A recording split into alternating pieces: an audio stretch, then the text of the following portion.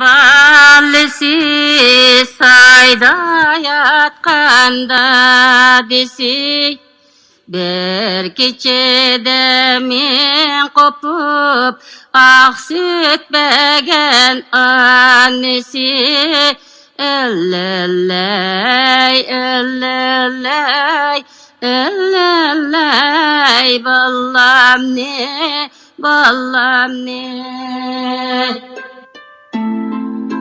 Do'stlar, kechqurunlar xayrli bo'lsin. Bugun men sizlarga dunyoviy mashhur cho'chaklar xazinasidagi Italiya cho'chagi chashqan bilan oquni aytib beraymi? Anglag'inglar bormi? Undaq bo'lsa, umidlarimning qiliqi menda bo'lsin. Italiya cho'chagi chashqan bilan oqqu. Burunning burunusida bir etis chashqini bo'lgan ekan. Hammaylar uni qorko'z xinim deb ataydi ekan. Chunki uning ko'zining cho'risida bir kim suzib qo'ygandek qora rangli chambar bor ekan. Bir kuni qorko'z xinim uyining yonida turgan bir cho'ng tuxumni ko'rib qopdi. Qorko'z xinim tuxumning atrofida aylanib uning izdan salg'ash. Bu tuxumni kim bu yerga qo'yib qo'ygandi? deganlarni o'ylab tursa, birdala qor yig'ib ketibdi. "Abla, chatoq bo'ldi", debdi qorko'z xinim o'z-o'ziga. "Endi havo sovib ketdi, bu tuxum bu yerda turaversa to'g'lab qolmamdi." Qorko'z xinim tuxumning egasi kelib qolarmikin deb birdam saqlab yiqibdi. Biroq hech kim kelmabdi. Shuning bilan u tuxumni xaltay karvasiga selib uyiga akelibdi-da, mashning yeniga qo'yibdi. Birer 2 soat o'tgandan keyin o'choq yonida ish qilayotgan qorko'z xinim orqa tarafdan anglangan taroz qilgan ovozni anglab qoldi. U aldirab o'rlib qarabdi-da, qattiq cho'chiginidan to'lib toz qopdi. Chunki yiliq tuxum por bo'lib ketgan bo'lib, uning yonida cho'p-cho'ngli bir o'rdak cho'jisi qanotlarini paqildatib turg'idek. Qo'rsqumi echib ketgan bo'lsa kerak, deb yig'layotgudek. "Sening isming-chi Abbaqchan bo'lsin-a?" debdi qorko'z xinim, ondan boya o'zi uchun raslagan sho'rpini o'rdak bolasining oldiga qo'yibdi. Sahardala uyg'ongan qorko'z xinim tolaga chiqmoqchi bo'libdi. Ammo kechish yoqqan qor eshikni to'sib olg'ashqa eshikni ocholmabdi. Voyjon, mana qamashmagan ishni ko'rmamdigan, deb qo'tildabdi qorko'z xinim va derazani echib beshini sirtqa chiqaribdi. U bu yoqqa bo'yin so'zib qarab, daraxt shexaga qo'nib olgan bir qizil quyruqli bulbulni ko'ribdi. "Seni avar qildigan bo'ldim", debdi qorko'z chashqan qizil quyruqli bulbulga. "Sen va do'stlaring mening eshikdan chiqolmayotganligimni qo'lim qo'shnilarimga xabar qilib qo'ysanglar, ular eshikimning oldidagi qorni tozalasa bo'libdi ekan, ma'qulmi?" "Chatoq yo'q, hozirla xabar qilib etay", debdi qizil quyruqli bulbul xushallik bilan. Qizil quyruqli bulbul do'stlarini chaqirg'ili ketibdi. Oradan uzoq o'tmay bir to'p qushlar vichirlashganicha taraf-tarafga uchib berib, qorko'z xinimning qo'lim qo'shnilariga uning deganlarini yetkazibdi. Qo'lim qo'shnilarining ba'zilari go'rjak, ba'zilari supurga, yana ba'zilari sevat degandek narsalarni ko'tarib kelib, qorko'z xinimning eshigi oldiga do'linib qolgan qorni tozalab etibdi. Uydan chiqalaydigan bo'lgan qorko'z xinim qo'lim qo'shnilariga rahmat aytibdi. Ular Abbaqchonni ko'rib hayron bo'lishibdi. Qorko'z xinim bo'lsa, ularga yiliq tuxum va Abbaqchonning hikoyasini so'zlab beribdi va "Menju uningga Abbaqchon deb ism qo'ydim. Endi bir amal qilib, ota-onasini tepib Abbaqchonni ularning o'z qo'liga topshirsam bo'ladi. Sizlar uning ota-onasining nadaligini aytib beralasizlarmi?" debdi. Qo'lim qo'shnilar bir-biriga qarashibdi, ondan qorko'z xinimga Kechirgin, buni bilmaydi ekanmiz, deyishibdi.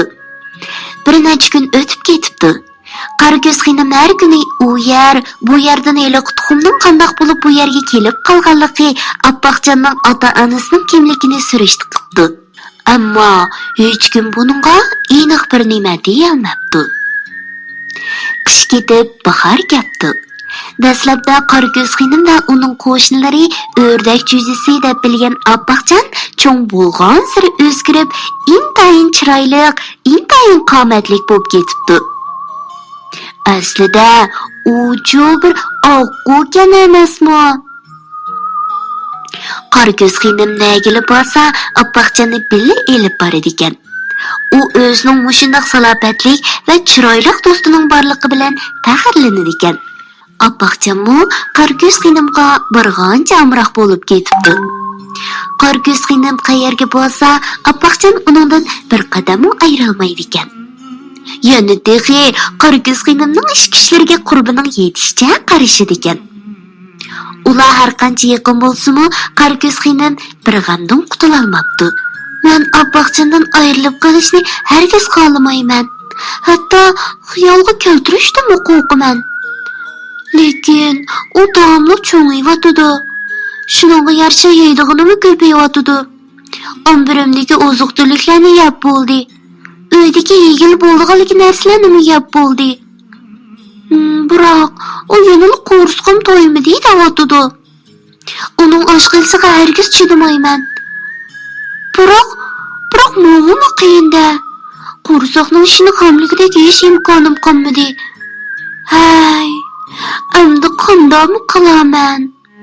Vaqtning o'tishiga ergishib, Qarako'z xinim o'zining Appoqjonni beqib ketolmaydiganligini, uning hamon bir kuni o'zidan ayrilib ketadiganligini tushunib yetibdi.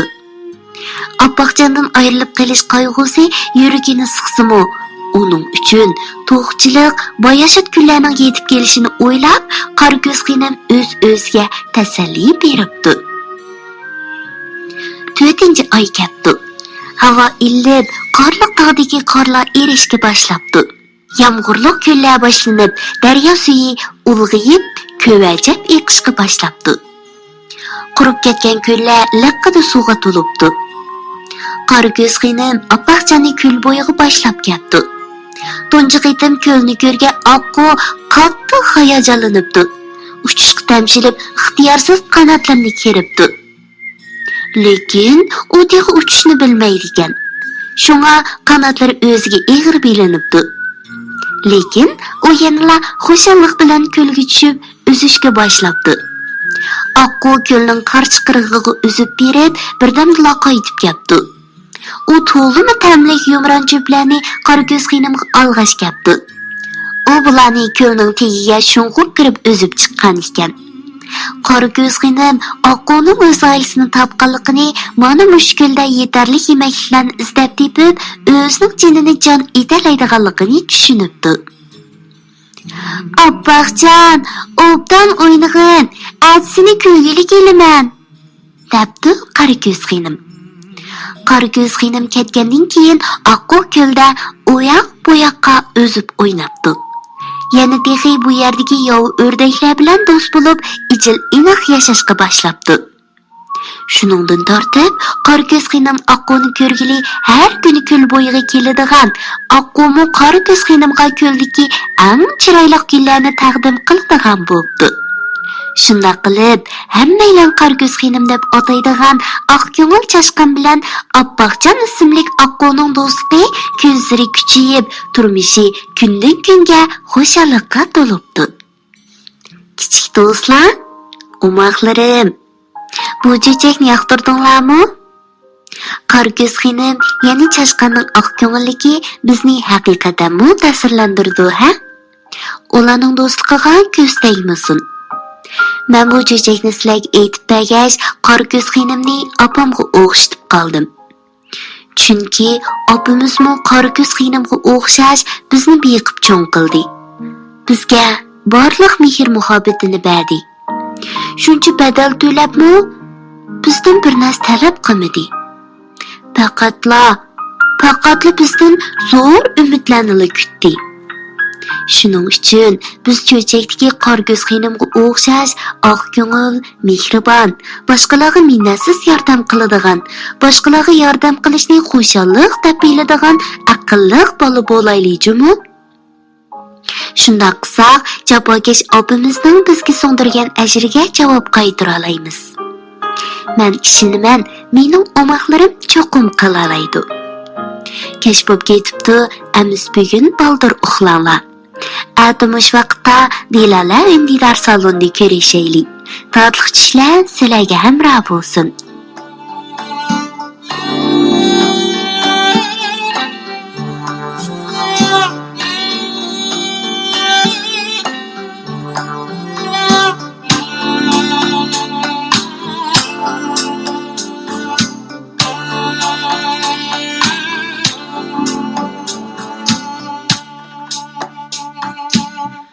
Oynağa aldı seni bu kendi yar alley bana.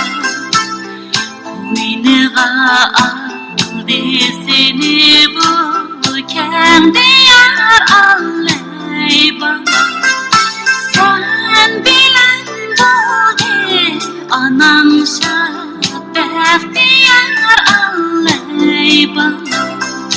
Sen bilen boldu anam şad bahtiyar alley bana.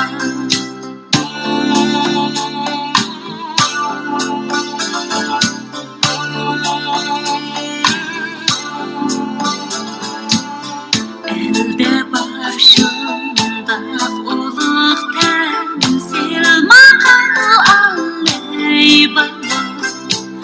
Elde başında uluk temsil makal alley bana. Balesi bolsa uğul taş mı hoşal alley bana.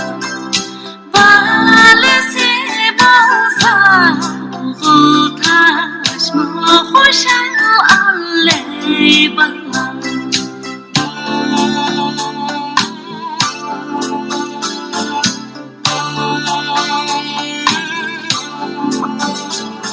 Sübhi bilen açtım gözüm, bulup oğul alley bana. Sübhi bilen açtım gözüm, bulup oğul alley bana. İlle bilim halkım küçün kayda toğul alley bana. İlle bilim halkım küçün kayda toğul